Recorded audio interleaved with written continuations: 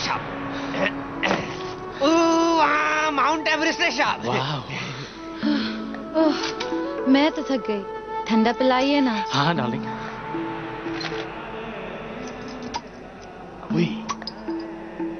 एक ठंडा हाँ मिलेगा साहब। उसे दूसरा वाला दो।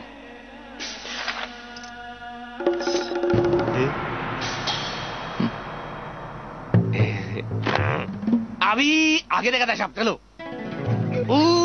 ताजमहल है साहब। ताजमहल? हाँ साहब। कुछ लोकल होगा इनका। नहीं बेबी साहब, ये हुई ताजमहल है, वो साजा वाला। Okay okay. ए साहब, वो टाइगर है साहब। वो डेंजर है, भाकरी खाता है, भाकरी। पागल हो गया। अभी आगे कुतुब मीनार भी दिखाएगा साहब। कुतुब मीनार? हाँ। वो दिल्ली में है। ए दिल्ली है साहब। ये दिल्ली है?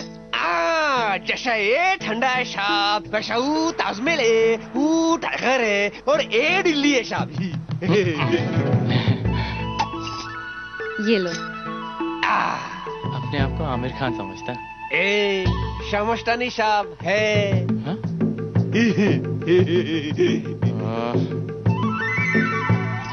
ठंडा मतलब कोका कोला, हो कांची ठंडा मतलब सिर्फ कोका कोला।